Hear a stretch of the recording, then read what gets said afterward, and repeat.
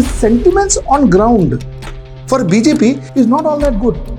They are not garnering popularity, they are not garnering support. In fact, they are losing support. What is happening on ground is not resonating in our parliament. If what is happening on ground is not resonating in our parliament, then we are not living in a democracy.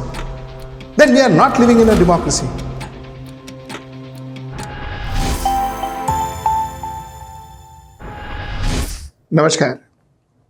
Welcome to another episode of Editorial. The way a democracy functions is where we, the common Indian, the citizens of this country, we vote our representative to the parliament.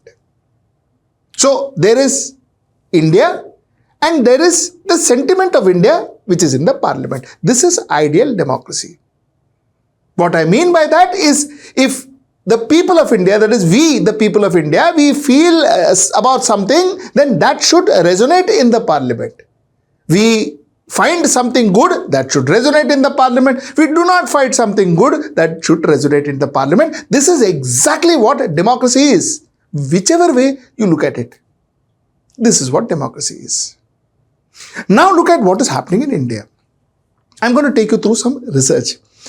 Vote5 has done a research where they found out that almost 47.1% of people who they interviewed in Uttar Pradesh said that Ram Mandir donation chori is going to affect the elections. 47.1%. 17.3% said to some extent, 17.7% said no, 17.9% said can't say. So almost more than 50% said that it will affect the election. More than 50% said that the donation chori will affect the election. Ram Mandir donation chori will affect the election. This is what people say. What does that mean? That means that people are not going to see Bharatiya Janata Party so kindly. And Bharatiya Janata Party has a lot of course correction to do before the election. Because as of today, people believe that it will affect the election. What does that mean? That means that they are going to ask questions to Bharatiya Janata Party. This is what is happening on ground. Okay?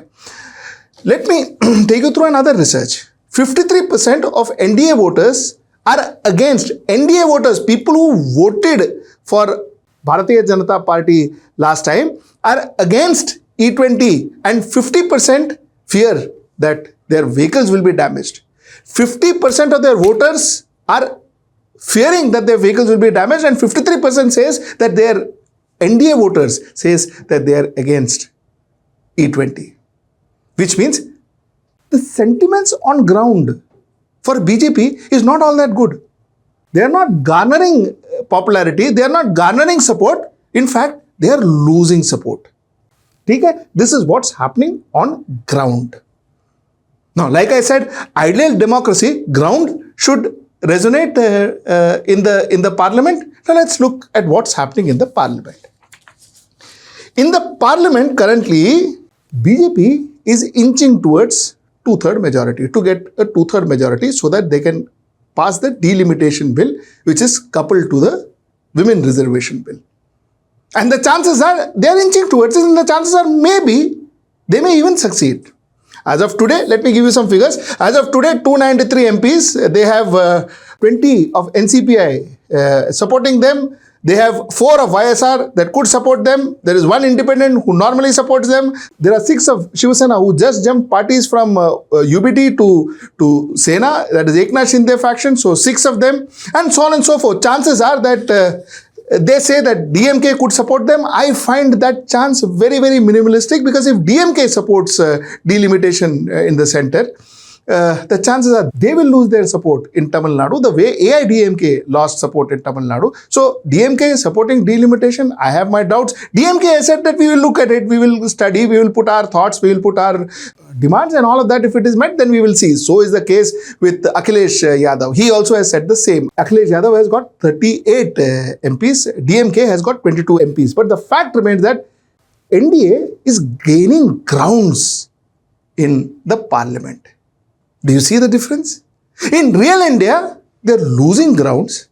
In parliament, they are gaining grounds. This is the first fault line that I want to share with you what that's happening in our democracy today. The first fault line. What is happening on ground is not resonating in our parliament. If what is happening on ground is not resonating in our parliament, then we are not living in a democracy. Then we are not living in a democracy. We are living in a world where we are living our lives and the parliament is being made up by not our wish, not our votes. That's exactly what's happening there. And that's the point I wanted to make today. I also wanted to spend few minutes saluting those MPs, people like Derek O'Brien, people like Mahua Moitra, people like Arvind Sawant, people like Sanjay Raut and lot more who have stood their grounds,